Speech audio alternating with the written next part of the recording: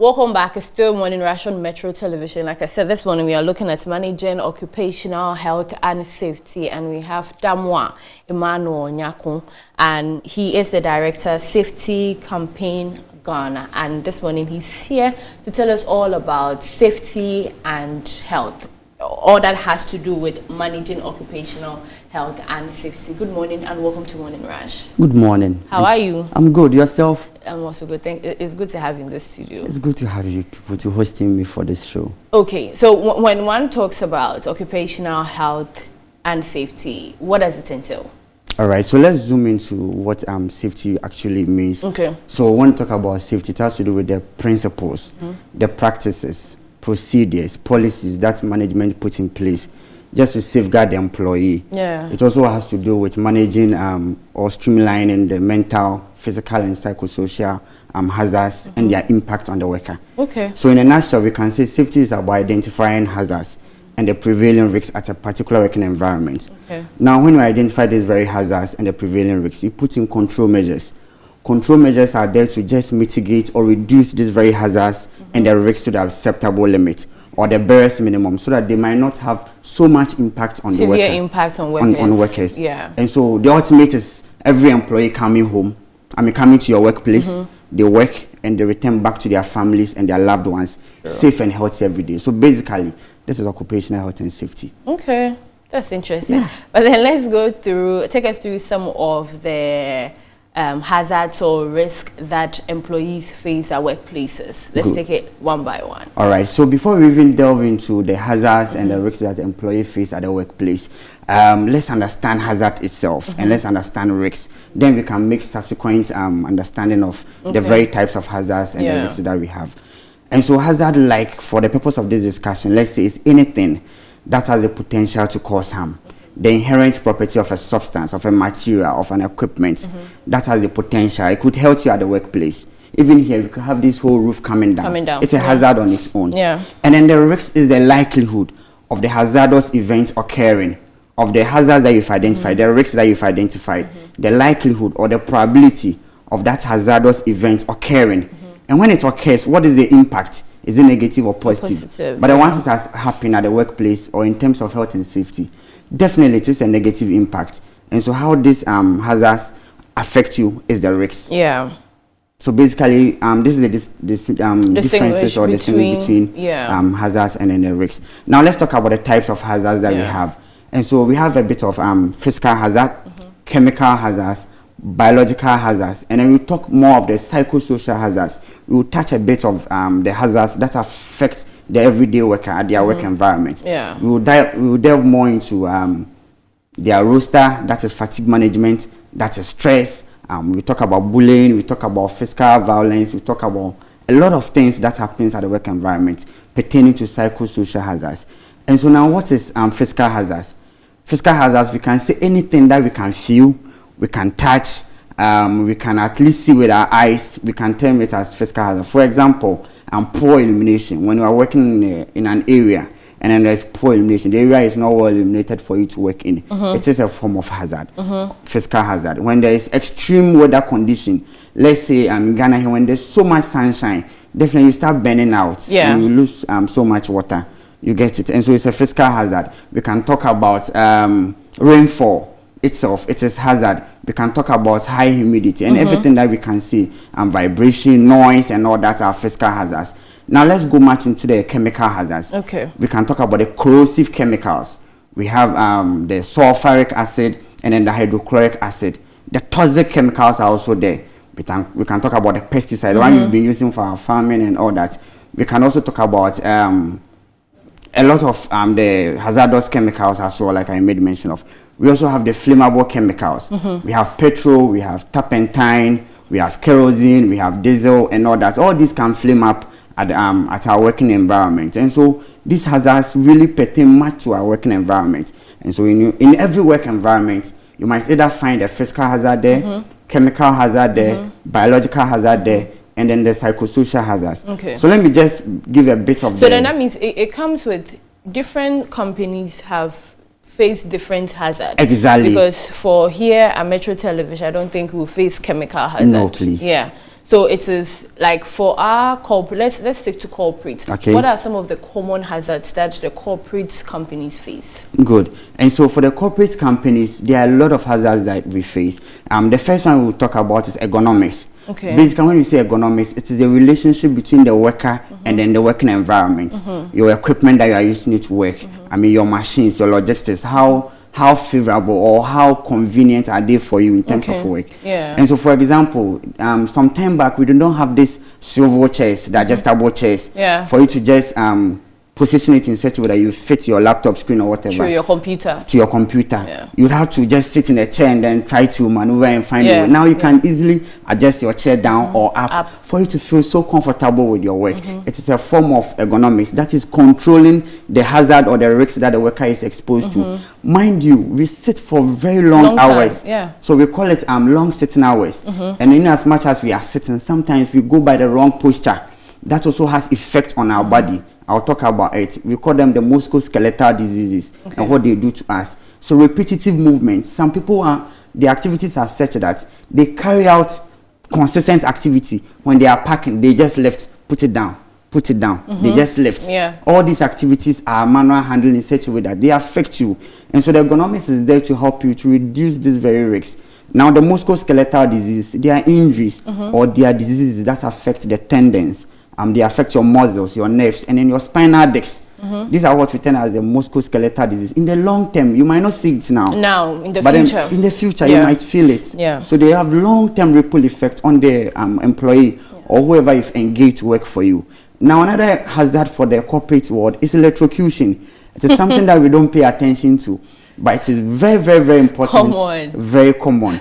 So we need to have a maintenance department that would carry out routine maintenance, or what you call the planned maintenance, occasionally or quarterly per their maintenance schedule. They will go around checking all the sockets. They will go around checking all the electrical appliances to find out if there are some which are defective. By defective, I mean maybe you have some exposed cables. There are some that are malfunctioning and they have to change and all that. We can also do what you call portable appliance testing. I've worked in some mine. I wouldn't want to mention the name. Quarterly they will come around. They fetch out all our electrical equipment and they tag them and they color code them. These are ways we can identify that are all our machines and equipment working safe in terms of electrical hazards. It is very important for us. And another thing we can talk about is our earthing system for every building, just to reduce shocks and impacts from some of these things. And so apart from the ergonomics, electrical hazards are also one key hazards or risks that affect the corporate industry. You forgot to add one. Sometimes people get stuck in the elevator. It is very common. And it is serious issue. Very, very serious. And these things come with regulatory compliance. Maybe you touch a bit of them. We need to have regulators who actually manages to regulate occupational health and safety practice in Ghana. And I know we are footing the bill, we are pushing the legislation, and possibly to come it will happen. But all the things that you mentioned, like, is there a particular duration that a company has to pay attention to make sure that, every 3 months, every 5 months, the health and safety management has to go through? Because this wiring that you are talking about, you might fix it today, probably in the next 2-3 months, something will glitch somewhere, you hold the door to shock you. So should there be a duration, or is there an appropriate duration that people know that, within every 3 or a year, we have to come in and do some checks? There is. We have policies and procedures for every organization. Now, what the policy does is that it declares the intention of the company. We are saying, look, everybody that comes to our work environment, our company, our facility, would return home safe and healthy to their family, to their loved one. That is your policy. That is your intent. Now, apart from this commitment, there should be a procedure that is expressing your policy in direct front. The workers are working on the field, they are on the ground. We call them the shop floor team. They are exposed to all the hazards. Now your policy will describe your planned maintenance schedule. And then this schedule will say, for the risk rating that we did for our facility, we need to carry out this inspection, like you mentioned, every 2 weeks, every month, every quarter, biannual, that is 6 months, or annual. Some of them, the manufacturer will tell you the inspection should be done on a monthly basis. And some will tell you should do for quarterly basis. Some will tell you should do for biannual, that is 6 months. And then that is for the annual as well. Okay. And so your procedure expresses how you would want to carry out it. Exactly. Yeah. But with companies and their individual policies, who oversees it to make sure that they are adhering to the policies? For the oversight responsibility and to ensure compliance, it is the management responsibility. Okay. It's the management that has total responsibility for that. However, employees also, we have our roles to play in ensuring that whatever management is implementing, we are actually following it. And so if management says that, okay, let's follow the procedures to work. Management says, I've given you PPEs to work with. Management says, I've made available training program just to improve your competence, just to build your capacity. Now you, the employee, the onus is on you to make yourself available for some of these trainings. The onus is on you to use the PPE, the personal protective equipment management has given to you. It is up to you that you use all the procedures in place for your job so that you can carry out the task safely. Mind you, every job can be done safely. There is no job on earth at the workplace that cannot be done safely. Every task can be done safely. Yeah. That is the mindset we put in our shop floor team. That is the mindset we put in all our workers. And by so doing, it's not just a word of mouth. It is not just about giving them this moral encouragement. We have procedures that are guiding them day-to-day activities and how they should carry it out. Okay. So management has a commitment to play. We as employees, the onus is on us to also have a role to play. So right now, you've given us much on the employers, what they are supposed to do. Management has to do this. But the employees, what are the responsibilities? Because fine, I've been employed by a company. I'm coming to work, but what should I also do for myself to make sure that I avoid all these things or I go according to protocol? What should we, the employees, also do? Good. And so prior to your employment, you go through induction, you go through orientation. All these are measures that are supposed to tell you the intent of the company, what the employer wants from you. Yeah. And so during induction, orientation, or training, you'll be told that, look, you've been given a personal protective equipment and then you are supposed to use it against every hazard. You're supposed to use it whilst you are working. And so the onus is on you, like I said earlier, for you to use the PPE. Yeah. Employees are also supposed to communicate everything that they see. By communication, I say, let's report hazards, let's report incidents, and even near misses, no matter how small they are. We have something that I'll give you some slogans and some chants at the end of the presentation, and you will love them. It sends a signal to our viewers out there. Yeah. We have the right to also speak up. We say that a near miss reported today is an accident prevented tomorrow. Okay. So you found something. There was a cable that you tripped over, but then you did not fall. It tells you that the next time you might not be lucky, and there's no luck in safety. Yeah. The next time you might fall, but if you had prevented it, and then this health and safety team came around, did the risk assessment, realized that look, there are some trailing cables, there are some obstacles on the walkway. We need to eliminate it by taking it off. The next time somebody might not trip over it and fall down and probably break the neck.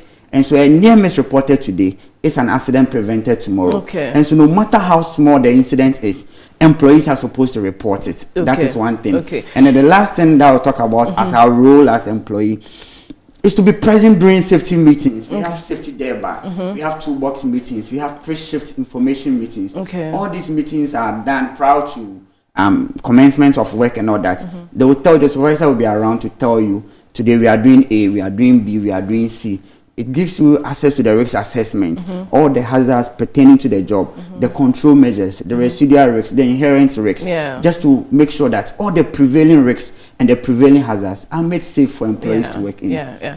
I mean, Emmanuel, we are about to wrap up. Yeah. So if you have any final message or anything you'd love to add before we leave, kindly do so before we go. Because you said you teach us some slogans and other things. Kindly add all that. Any tips, what we have to do then? All right. So the first slogan I would want to mention is, when safety is first, you last. When safety is first, you last. Normally we should have said you are last. But then this is a slogan. I want people to get the concept. When safety is first, you last. Okay. Safety is a reality. Don't be a fatality. Wow. When you follow all the procedures, you would never be at the receiving end. You will not lose your life. You would work safe and go and meet your family safe. And so we say that make safety a reality, don't be a fatality. We also say that the safety of one is the safety of all. The safety of one is the safety of all, in the sense that when the work environment, when one gets injured or when there's an incident, naturally we all become demoralized and we cannot carry out. So we need to be on the lookout for each other. We are supposed to take reasonable care of our own health and safety and our colleagues and those that we are working with. And then the last one I want to talk about, or maybe I'll add another one, is the job will pay you, but safety will take you home. Okay. The job will pay you, but the only thing that will take you home to meet your loved ones and your family members is your own safety. You get it? The job will pay you all right, but the only thing that will take you home is safety. And when you say safety, we respond, Asheye. When you say safety, we say young quantity. So you can chant and I'll respond. Safety. Asheye. Oh, just your vim there. Exactly. That is how we go about at the workplace, trying to encourage our shop floor members that look, it is doable. The tax is, we can do it. Yeah, we everyone can do it. Everyone can work safe and go home to meet their families and their loved ones safe. Emma, thank you very much for educating us this morning. Maybe we'll have you some other time and we'll go through all the steps again. Sure. Then you teach us the slogans one by one. But then thank you very much.